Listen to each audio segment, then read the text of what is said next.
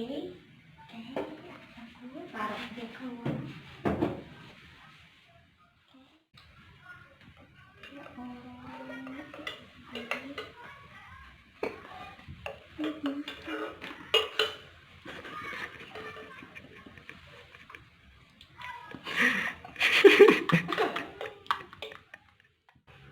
Nggak gunang-gunang. 1, 2, 3, sok langsung. Oke, kita masukkan. Kanu awikeun.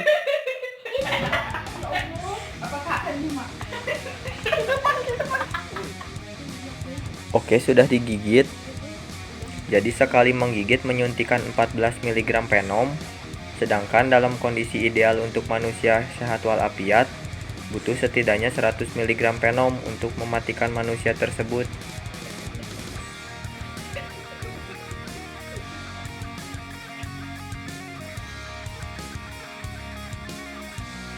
Beda lagi ya kalau manusianya alergi protein. Jadi balik lagi ke kondisi manusianya, apakah fisiknya lagi drop atau tidak, dan alergi protein atau tidak. Lalu anti bisa ular ini belum ada di Indonesia, jadi harus impor.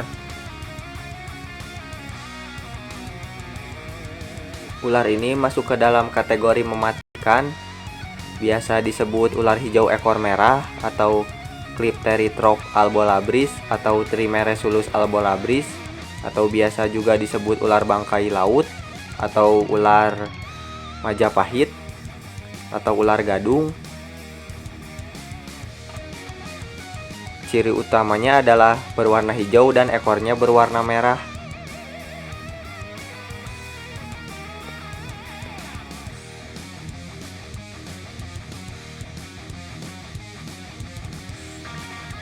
Ular ini masuk ke dalam keluarga Viperidae atau taring yang bisa dilipat seperti pisau lipat, atau biasa juga disebut taring selenoglyph.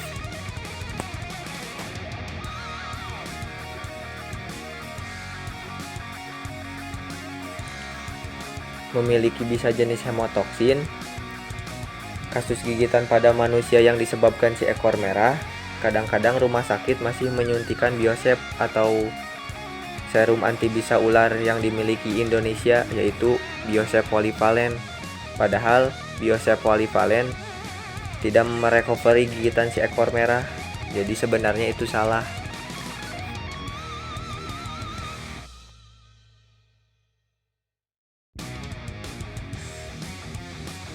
Sebaiknya ketika digigit si ekor merah, hanya perlu melakukan imobilisasi dan beristirahat menunggu 2-3 hari, nanti dilihat efeknya.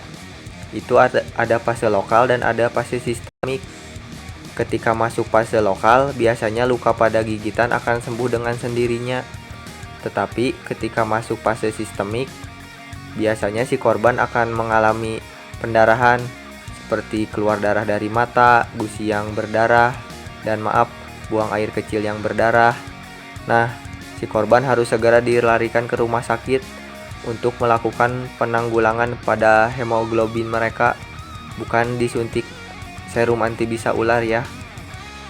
Karena serum polivalen milik Indonesia tidak dapat membackup gigitan si Trimeresulus ini.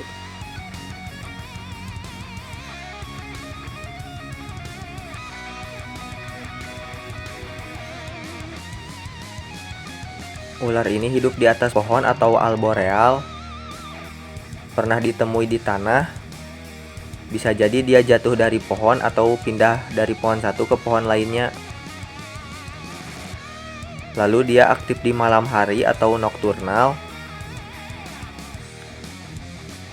Berkembang biak dengan cara bertelur dan melahirkan, ovovivipar. Hampir semua ular Viperidae adalah ovovivipar kecuali ular tanah Rhodostoma atau si ranjau darat.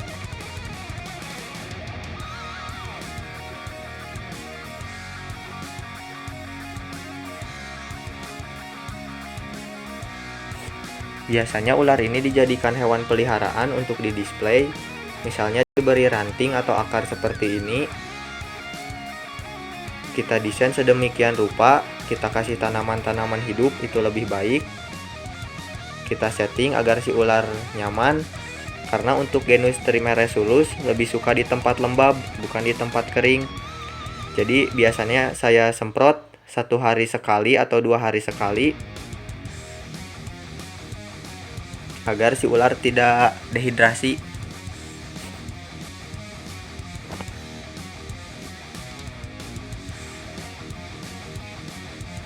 Nah, jika ingin memeliharanya, keep safety. Jika ingin memindahkannya, bisa menggunakan alat bantu seperti kayu, tongsis. Lebih bagus juga menggunakan snake hook.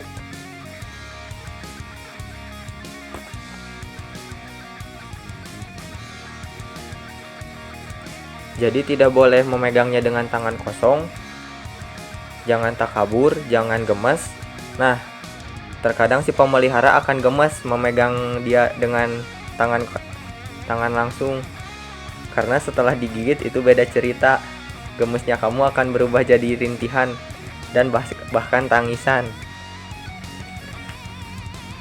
Karena digigit viper sangat sakit.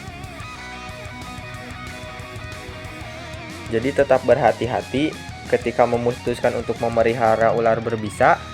Perbanyak belajar dari berbagai sumber, bisa senior, sepuh, teman-teman sekitar, dan lain-lain.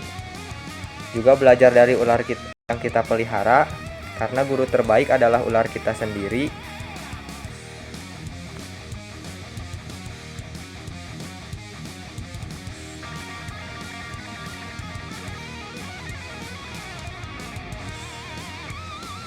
Oke, sampai sini dulu video kali ini. Oh iya, nama anti serum ular ini adalah serum monovalen, dan itu pun harus impor dari Thailand. Tetapi di rumah sakit belum tentu ada. Walaupun ada, biasanya hanya disuntikan kepada si korban yang sudah masuk fase sistemik setelah 1 kali 48 jam, atau si korban sudah mengeluarkan darah dari hidung, mulut, mata, atau kencing darah. Jadi penanganan awalnya tetap melakukan imobilisasi atau dibidai pada area gigitan.